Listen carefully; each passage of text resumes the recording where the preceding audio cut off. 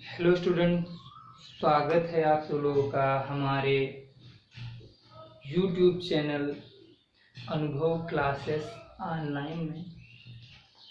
आज हम बात करने वाले हैं आपको कार्बनिक रसायन का परिचय, जो आपके लिए बहुत ही इम्पोर्टेंट टॉपिक है, चाहे वो हाई स्कूल लेवल हो या इंटर लेवल हो या किसी भी कंपटीशन का हो। लेकिन जो आपका जो कार्बनिक रसायन का परिचय है, इस टॉपिक से सवाल जरूर पूछे जाते हैं। ठीक, तो वीडियो स्टार्ट करने से पहले आपसे एक छोटी सी रिक्वेस्ट कि हमारे वीडियो को आप लाइक कर दीजिएगा, साथ में अगर अच्छा लगे तो अपने दोस्तों के साथ शेयर करिएगा और चैनल को सब्सक्राइब करके बेल आइकन जरूर प्रेस कर लीजिएगा, क्योंकि हम आपको इंटरमीडिएट फिजिक्स और मैथ के वीडियोस दे रहे हैं। साथ में केमिस्ट्री शुरू कर दिया और हाई स्कूल के भी मैथ और साइंस के वीडियोस चैनल पर आपको मिल जाएंगे। आप प्लेलिस्ट में जा करके वहां पर देख सकते हैं। ठीक है, तो हम कार्बनिक रसायन का परिचय बताते हैं। आखिर कार्बनिक रसायन का उद्भव कैसे हुआ और जो इस समय का कार्बनिक रसायन जो हम पढ़ रहे हैं, उद्भव से यहाँ तक का सफर कैसा रहा, कौन कौन से सिद्धांत बने, किसका अंत हुआ, किसने बनाया, कब बनाया, कैसे बनाया, किससे बनाया, कौन सा यौगिक बना पहले कौन प्रयोगशाला में बना, कौन ऐसे प्राप्त किया था। तो इन सभी टॉपिक के बारे में हम आपसे इस वीडियो में चर्चा करने वाले हैं। तो जैसा कि नाम लिखा है, कार्बनिक रसायन का परिचय। तो क्या था कि सबसे पहले शुरुआत में एक वैज्ञानिक थे, रसायनज्ञ थे, निकोलस लेमरी। क्या नाम था उनका? निकोलस लेमरी। ठीक है, उनका नाम था निकोलस लेमरी, याद रखिएगा, निकोलस लेमरी। सबसे पहले जो रसायनज्ञ हुए जिनका ज्यादातर अध्ययन किया जाता है, निकोलस लेमरी। निकोलस लेमरी ने क्या किया कि जो पदार्थ थे, उन पदार्थों को उनकी उद्भव प्रकृति के अनुसार बांट दिया।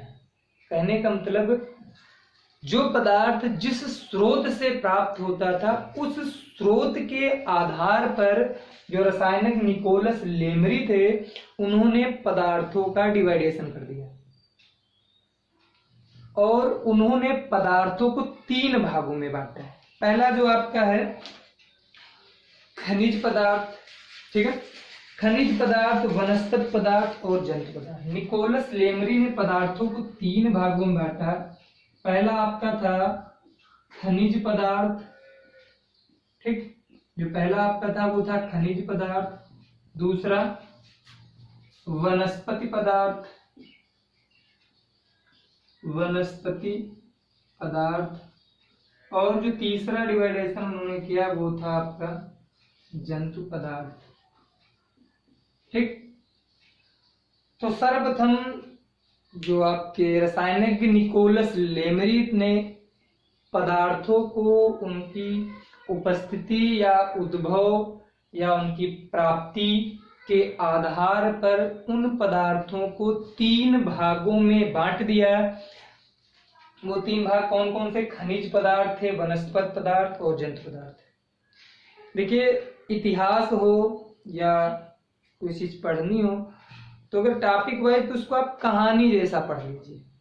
कहानी जैसे पढ़ी जाती है, आप उसको पढ़ लीजिए, कुछ ना कुछ तो आ जाएगा। आप अगर जैसे ही आपने पढ़ना शुरू किया और आपके मन में आ गया तुरंत हमको ये याद होना चाहिए, तो वहां पर आप प्रेशर में रहते नहीं, याद ही करना, याद ही, तो अब आपको याद करने में दिक्कत हो। तो आप कहानी जैसा पढ़िए।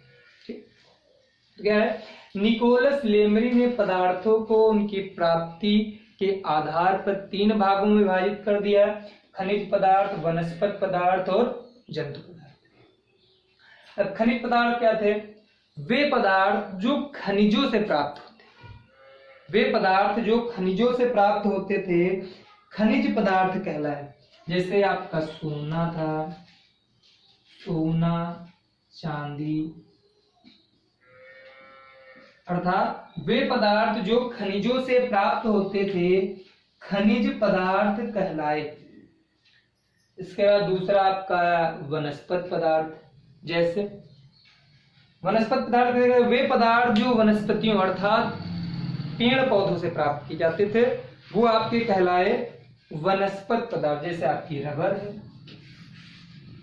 वो आपके पदार्थ कहलाए वनस्पत पदार्थ। तीसरा आपका जंतु पदार्थ, वे पदार्थ जो जंतुओं से प्राप्त होते थे जंतु पदार्थ कहलाया। जैसे आपका एक सिंपल सा हीमोग्लोबिन।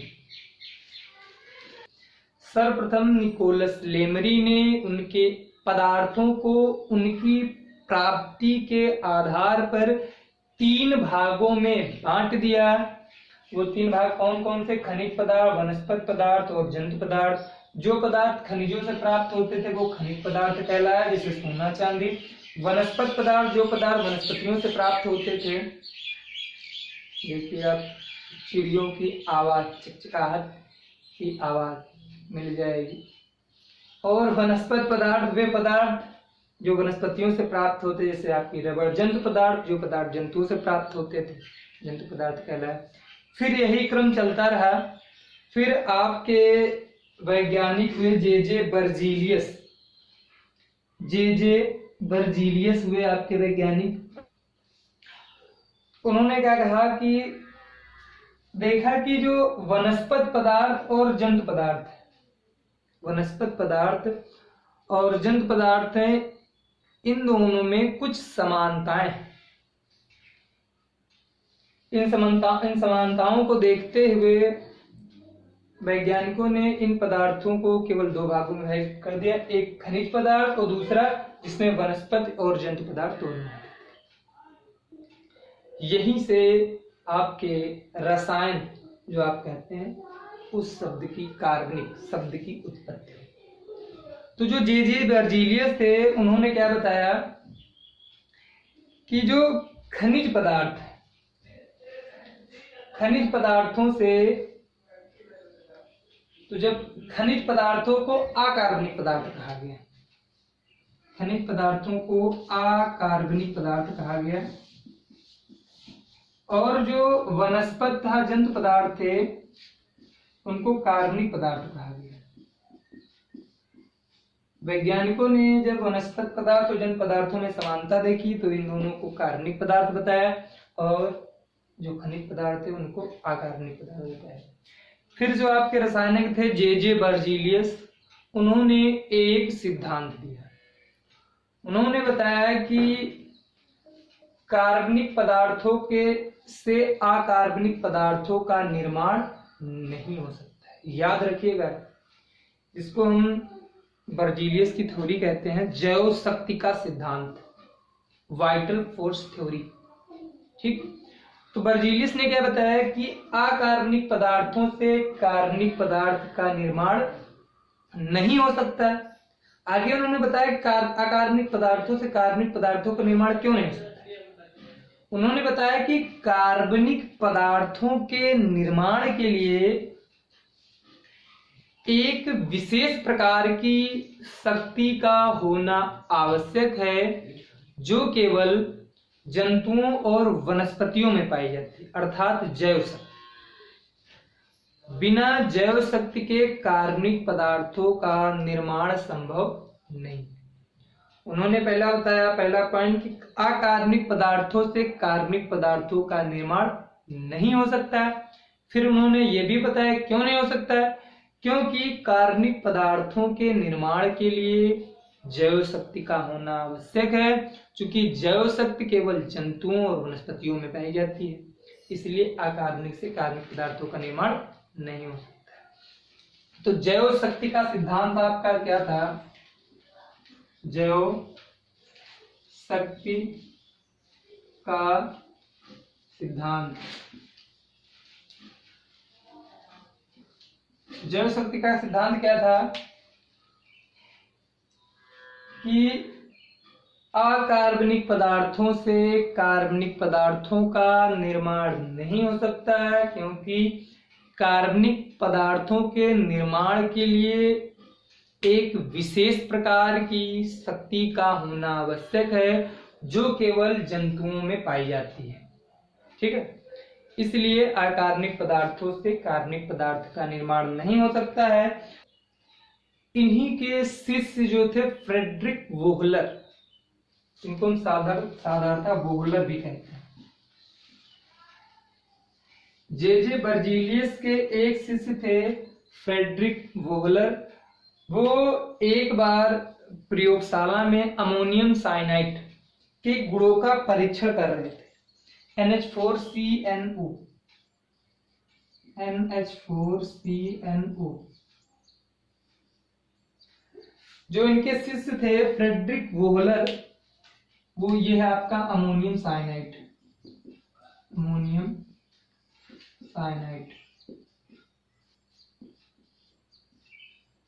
फिर क्या हुआ कि जो फ्रेडरिक वोहलर के शिष्य थे, बर्जीलियस के जो शिष्य थे फ्रेडरिक वोहलर, वो सन 1828 ईस्वी में प्रयोगशाला में अमोनियम साइनाइड के गुणों का परीक्षण कर रहे थे।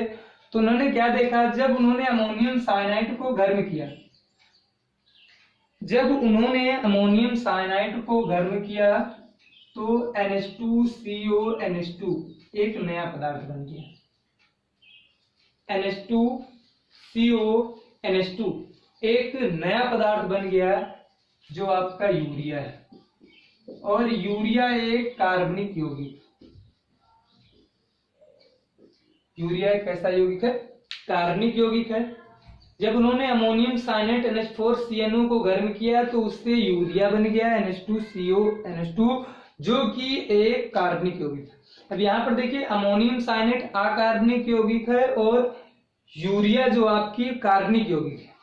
तो अब यहाँ पर अकार्बनिक यौगिक से कार्बनिक यौगिक का निर्माण हो गया, जबकि बर्जीलियस ने बताया था कि अकार्बनिक पदार्थ से कार्बनिक पदार्थ का निर्माण नहीं हो सकता। तो इस प्रकार से बर्जीलियस का जो जैव शक्ति का सिद्धांत था, उसका अंत हो गया। ठीक, तो प्रयोगशाला में बनने वाला पहला जो कार्बनिक यौगिक है वो आपका यूरिया है। ठीक है, इसके बाद फिर कई पदार्थ बने, मीथेन भी आपका बना और अम्ल बने कई प्रकार के। तो अब इससे संबंधित जो सवाल है वो कैसे पूछे जाते हैं, वो उसके बारे में भी चर्चा कर लें। हम आपको बता दें तो क्या है कि पदार्थों को 3 भागों में किसने विभाजित किया? तो आपका उत्तर है निकोलस लेमरी। निकोलस लेमरी ने पदार्थों को कौन कौन से भागों में विभाजित किया? तो आपको कहना है जंतु पदार्थ, वनस्पति पदार्थ और खनिज पदार्थ। फिर अगर पूछा जाए किस आधार पर उन्होंने पदार्थों को 3 भागों में विभाजित किया, तो आपको बताना है उनकी प्राप्ति के आधार पर निकोलस लेमरी ने पदार्थों को 3 भागों में विभाजित किया। फिर क्या है, जैव शक्ति का सिद्धांत या वाइटल फोर्स थ्योरी किसने दी? तो आपको बताना है वाइटल फोर्स थ्योरी के जनक या वाइटल फोर्स थ्योरी जिन्होंने थी, उनका नाम था जे बर्जीलियस। फिर वाइटल फोर्स, अगला क्वेश्चन, वाइटल फोर्स थ्योरी क्या है या जैव शक्ति का सिद्धांत क्या है? तो साधारण सी भाषा में कहना है कि अकार्बनिक पदार्थों से कार्बनिक पदार्थ का निर्माण नहीं हो सकता है। यही आपका जैव शक्ति का सिद्धांत है। ठीक, फिर जैव शक्ति के सिद्धांत का अंत किसने किया? पहला बहुत इंपॉर्टेंट अब जो क्वेश्चन है, ध्यान समझिएगा, जैव शक्ति के सिद्धांत का अंत किसने किया? तो आपका आंसर है वोहलर ने। जैव शक्ति के सिद्धांत का अंत वोहलर ने किया। कब किया? तो सन 1828 ईस्वी में किया। कैसे किया? तो वोहलर ने अमोनियम साइनाइड से यूरिया का निर्माण करके वाइटल फोर्स थ्योरी का अंत किया। तो प्रयोगशाला में बनने वाला पहला कार्बनिक यौगिक कौन सा है? तो आपका आंसर है यूरिया। यूरिया का फार्मूला NH2CO NH2 या NH2 का होल ट्वाइस CO, ठीक, NH2 का होल ट्वाइस CO। कैसे बना? तो अमोनियम साइनाइड को गर्म करके यूरिया का निर्माण हुआ। तो आपसे आशा करते हैं कि ये वीडियो आपको पसंद आया हो। अगर पसंद आया तो इसको लाइक कर दीजिए, अपने दोस्तों के साथ शेयर करिए और हमारे चैनल को सब्सक्राइब कर लीजिए, साथ में बेल आइकन भी प्रेस कर लीजिए। अगले वीडियो में हम इसके आगे आपको बताएंगे।